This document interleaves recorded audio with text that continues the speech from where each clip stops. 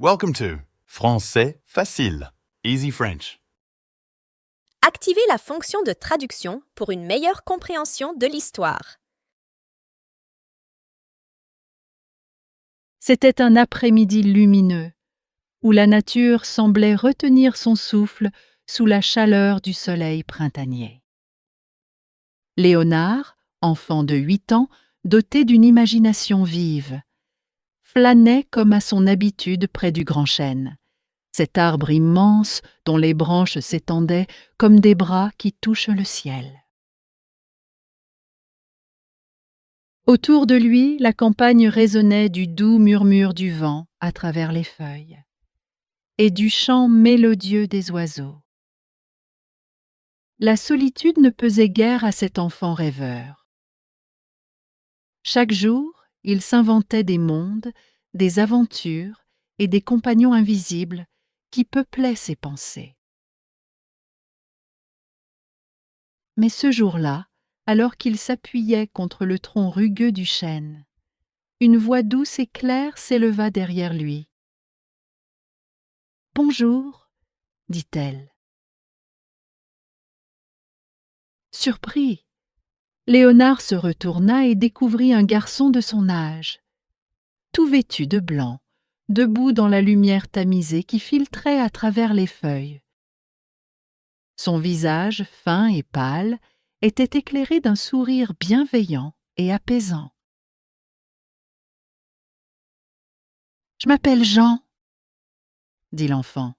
« Et toi ?» Léonard, étonné, répondit doucement. « Moi, c'est Léonard. D'où viens-tu » ?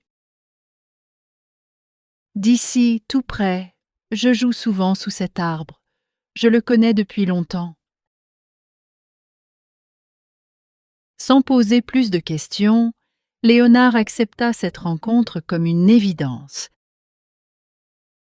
Il y a, chez les enfants, une manière naturelle d'accueillir l'inattendu. En un instant, une complicité naquit entre les deux garçons.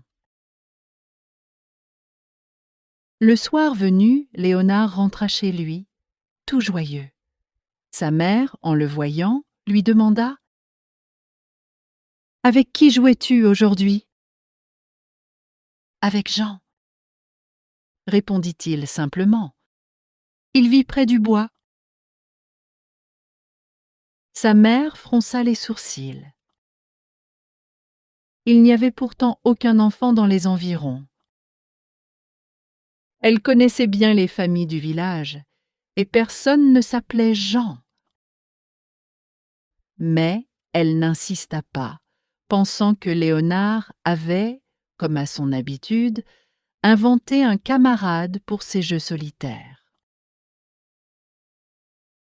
Dès lors, chaque jour, Léonard retournait sous le grand chêne, certain d'y retrouver Jean. Et chaque fois, ce dernier l'attendait, fidèle, avec son sourire bienveillant et ses manières tranquilles. Il passait des heures à jouer, discuter et inventer des histoires de chevaliers et de dragons.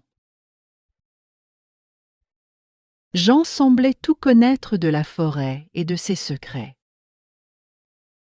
Un jour, il montra à Léonard comment tailler un sifflet dans une branche de saule. Ses gestes étaient précis, presque experts, et bientôt un doux son en sortit, flottant dans l'air comme une vieille chanson. « Où as-tu appris à faire ça ?» demanda Léonard impressionné. Jean haussa les épaules, l'air pensif. « Mon père me l'a appris, il y a longtemps. » Cette réponse un peu vague éveilla la curiosité de Léonard, sans toutefois l'inquiéter. Pour lui, Jean était un garçon comme lui, un compagnon de jeu. Rien de plus. Cependant, il remarquait que Jean parlait souvent comme s'il avait vécu bien plus longtemps qu'il ne le paraissait. Avec le temps, Léonard parla de plus en plus de gens à ses parents. Lorsqu'il rentrait à la maison, le visage illuminé de bonheur, il racontait ses journées passées avec son ami. Ses parents, d'abord amusés, commencèrent à s'inquiéter. Sa mère, Marie, se tourna un soir vers son mari. « C'est étrange, tu ne trouves pas ? Léonard parle sans arrêt de cet ami, mais personne ne l'a jamais vu. Il joue seul près du chêne, mais il revient toujours en parlant de Jean. » Le père de Léonard haussa les épaules. « Ce n'est qu'un ami imaginaire. Tous les enfants en ont à un moment ou à un autre. Cela passera. » Pourtant, Marie, elle, restait troublée. Ce nom, Jean, lui rappelait quelque chose, un souvenir lointain qu'elle n'arrivait pas à saisir. Et pourquoi ce visage que Léonard décrivait lui semblait-il si familier ? Ce soir-là, tandis que Léonard dormait profondément, un sourire aux lèvres, sa mère alla chercher un vieil album de photos dans un tiroir. Elle le feuilleta, page après page, jusqu'à ce qu'une image attirât son attention. Elle s'arrêta, les yeux grands ouverts. Sur cette photo d'enfant, prise bien des années plus tôt, se trouvait un garçon. Il ressemblait exactement à celui que Léonard décrivait. Un enfant nommé Jean, que Marie avait connu autrefois, mais dont le souvenir était resté enfoui dans les brumes du passé. Marie resta un long moment à contempler la photographie, le cœur battant. Ce visage, ce sourire, comment cela était-il possible ? Jean, ce garçon que Léonard décrivait, ressemblait à s'y méprendre à l'enfant sur la photo, une photo vieille de plusieurs décennies. Elle se souvint alors. Jean, c'était le fils de ses voisins, autrefois, quand elle-même était encore une jeune fille. Un garçon discret, aimable, toujours prêt à jouer avec les autres enfants du village. Mais un jour, Jean avait disparu. Il n'était plus là. Les rumeurs avaient circulé à l'époque, mais personne ne savait ce qui lui était arrivé exactement. Et avec le temps, l'histoire s'était effacée, comme tant d'autres souvenirs. Marie referma l'album, troublée. Comment Léonard pouvait-il connaître Jean ? Ce n'était qu'un enfant. Il n'avait jamais entendu parler de cette histoire. Et pourtant, son récit était si précis, comme s'il passait ses journées avec un enfant disparu depuis longtemps.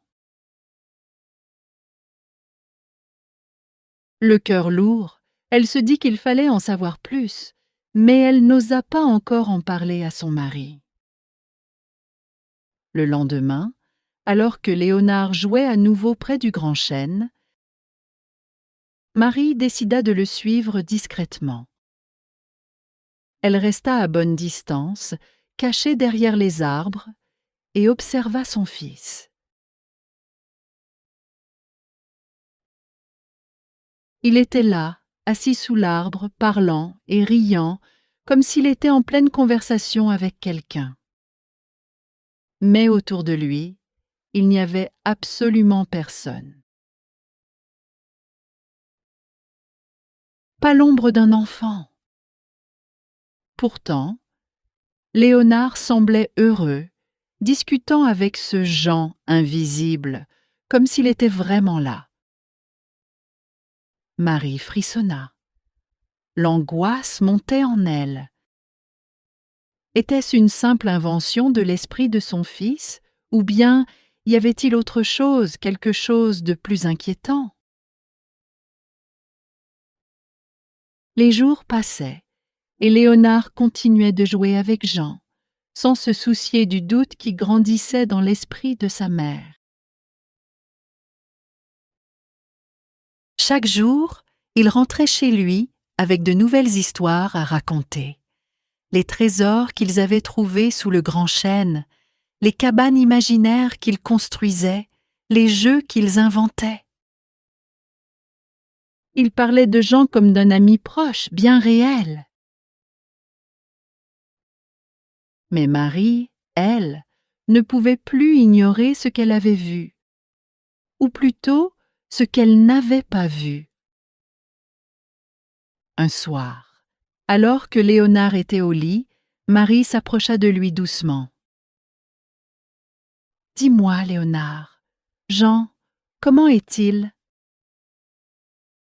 demanda-t-elle, essayant de garder un ton léger.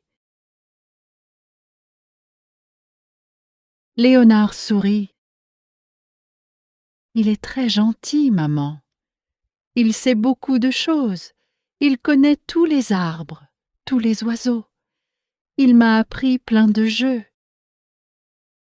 Et où vit-il » continua Marie, tentant de ne pas montrer son inquiétude. « Là-bas, près du chêne. Il dit que sa maison était dans la forêt, mais je ne l'ai jamais vu. Il ne veut pas que je vienne chez lui. » Marie sentit une sueur froide couler le long de son dos. Pourquoi cet enfant énigmatique ne voulait-il pas montrer où il vivait? Pourquoi semblait-il tout savoir sur le bois, comme s'il y avait toujours été? Et pourquoi personne d'autre ne l'avait jamais vu? Le lendemain, Marie décida d'en parler à son mari. Le soir, après le dîner, alors que Léonard dormait profondément, elle prit une grande inspiration et se lança. « Tu te souviens de ce que je t'ai dit à propos de Jean » commença-t-elle. « J'ai fait des recherches, et je pense qu'il y a quelque chose de vraiment étrange dans cette histoire. » Son mari la regarda, surpris, mais écouta avec attention. Marie lui parla du vieil album, de la photo et du garçon qui ressemblait tant à l'ami invisible de Léonard. Elle lui raconta aussi comment elle avait suivi leur fils près du grand chêne et qu'elle n'avait vu personne, bien que Léonard semblât discuter avec quelqu'un. Le père de Léonard secoua la tête, sceptique.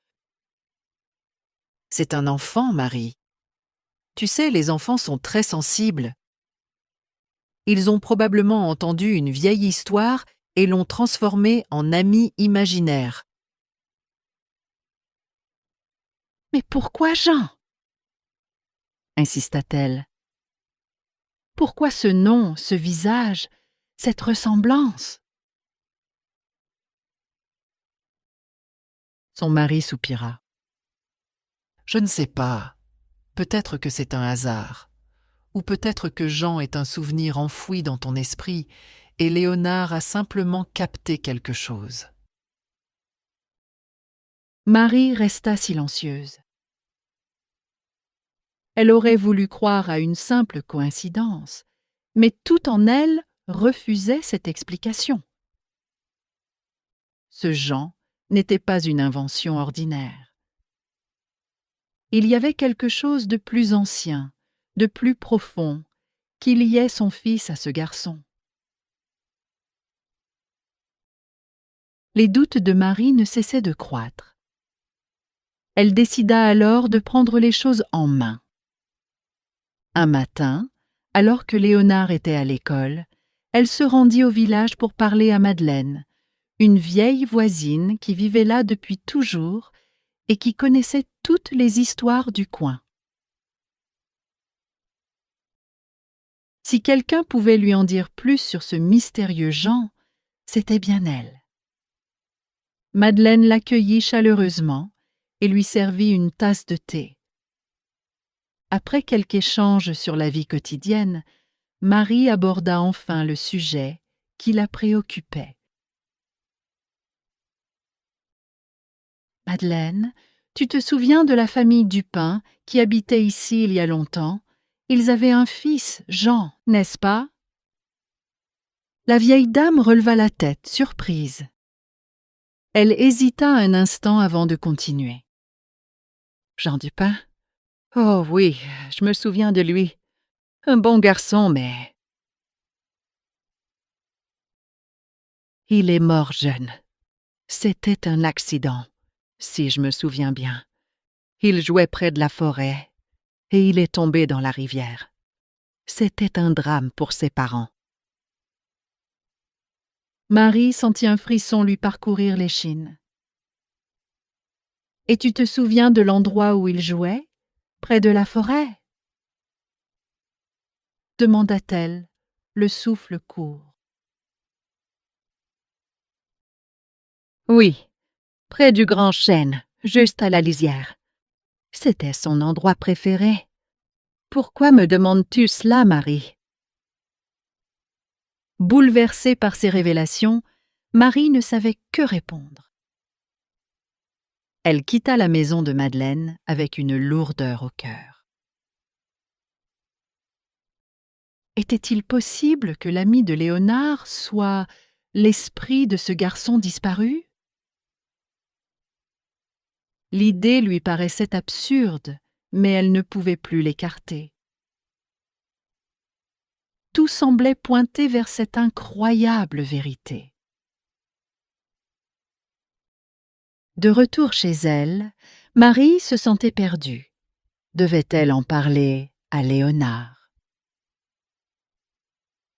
Lui dire que son ami Jean était peut-être bien plus qu'une simple invention de son esprit? Elle n'en était pas encore certaine elle-même, et l'idée d'effrayer son fils la paralysait. Le lendemain, alors que Léonard s'apprêtait à partir pour jouer, Marie le retint un instant. « Léonard, je voulais te poser une question sur Jean. Est-ce qu'il te parle parfois de ses parents, de sa maison ?» Léonard réfléchit un moment, puis secoua la tête. « Non, il ne parle pas beaucoup de sa famille. Il dit juste que sa maison est loin, dans la forêt, mais qu'il ne peut pas m'y emmener. » Marie ressentit une étrange tristesse dans ces mots. Elle caressa doucement la joue de son fils. « Tu sais, mon chéri, il y a longtemps, un garçon vivait près d'ici.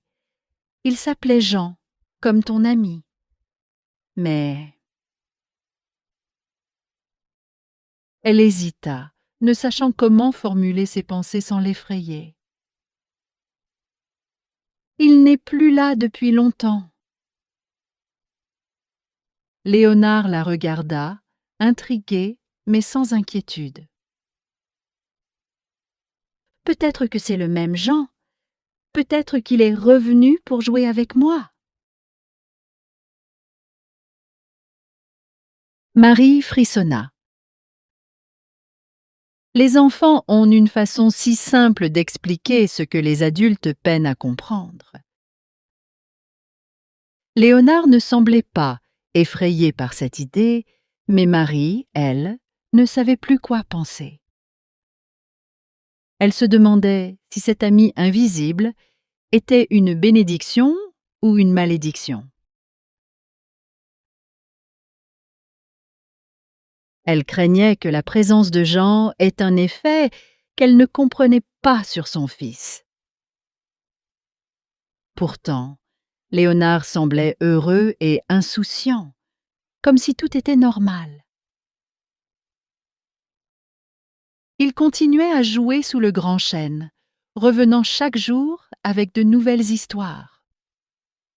Mais un après-midi, alors que Léonard était parti jouer comme à son habitude, Marie décida de se rendre, une nouvelle fois, près du chêne.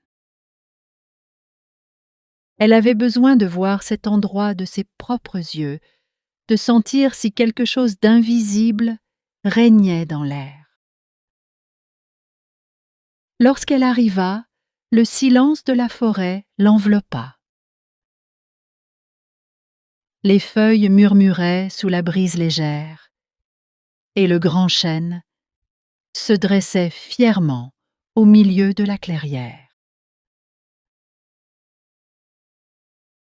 Au loin, elle aperçut Léonard. Il était là, assis au pied de l'arbre, parlant et riant, comme toujours, avec son énigmatique ami. Marie avança doucement, mais cette fois elle osa l'appeler. « Léonard, mon chéri, c'est l'heure de rentrer. » L'enfant se retourna vers elle, un sourire radieux aux lèvres. « Maman, j'en veux te rencontrer !» Le cœur de Marie manqua un battement. Elle fixa son fils, la gorge serrée. « Jean !» murmura-t-elle, presque sans voix. Léonard se leva, fit quelques pas vers elle, puis se tourna légèrement vers le vide, comme s'il regardait quelqu'un à ses côtés. « Il est juste là, il dit qu'il est heureux de te voir. » Marie resta figée, elle ne voyait personne. Mais tout en elle lui disait que quelque chose ou quelqu'un était là. Elle ne sut quoi dire. Marie resta figée, incapable de bouger. Son fils lui parlait comme s'il voyait réellement quelqu'un à ses côtés. Et bien qu'elle ne perçût personne, une présence invisible semblait flotter autour d'eux. Le silence de la forêt devint soudain plus lourd, plus oppressant.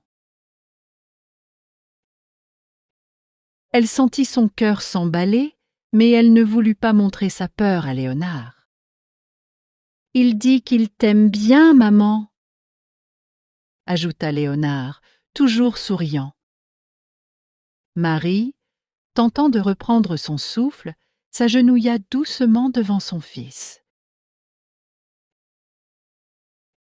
Elle ne savait plus si elle devait jouer le jeu ou affronter cette étrange situation. « Léonard, est-ce que Jean te dit autre chose? Est-ce qu'il te parle de partir ?» Léonard fronça les sourcils, réfléchissant à la question. « Parfois, il dit qu'il doit partir, mais il dit qu'il reviendra toujours, que je n'ai pas à m'inquiéter. » Marie serra doucement les mains de son fils. L'idée que cet être mystérieux puisse un jour l'emmener ou même l'emporter dans un monde qu'elle ne pouvait pas comprendre la terrifiait. « Mon chéri, tu sais, il est peut-être temps de dire au revoir à Jean. Il a peut-être besoin de se reposer maintenant, de retrouver sa propre maison. » Léonard la regarda, surpris par la tristesse dans sa voix. « Mais pourquoi, maman? Il est gentil, il ne veut pas me faire de mal. » Marie tenta de retenir ses larmes. « Je sais qu'il est gentil, mon ange, mais parfois, même les amis doivent partir. » Le lendemain matin, Marie prit une décision. Elle ne pouvait plus rester dans l'incertitude, ni laisser Léonard jouer avec un enfant qui appartenait au passé. Elle décida d'accompagner Léonard sous le grand chêne une dernière fois. Elle lui expliqua calmement qu'il était temps de dire au revoir à Jean, même si cela semblait difficile. Léonard, bien que peiné, accepta. Ce matin-là, sous les branches de l'arbre, il s'approcha lentement du tronc là où il avait toujours joué avec son mystérieux compagnon. Il s'assit un moment en silence, comme s'il attendait quelque chose ou quelqu'un. Marie restait à distance, le cœur lourd, observant la scène avec émotion. Puis, soudain, Léonard se leva. « Jean dit qu'il doit partir maintenant. » Ses yeux brillaient de larmes, mais il souriait malgré tout. « Il dit qu'il ne m'oubliera pas et qu'il sera toujours là, dans mon cœur. » Marie, les yeux embués de larmes, s'approcha doucement de lui. Elle posa une main tendre sur l'épaule de son fils et lui murmura : « Tu lui as dit au revoir ?» Léonard hocha la tête. « Oui, mais il dit que je n'ai pas besoin d'avoir peur. Il sera toujours près de moi, même si je ne le vois plus. » Ils restèrent là, un moment, sous l'ombre protectrice du chêne, en silence, comme pour marquer la fin d'une belle amitié empreinte d'énigmes. Et dans le souffle léger du vent, Marie crut entendre, pendant un court instant, un dernier adieu, murmuré parmi les feuilles.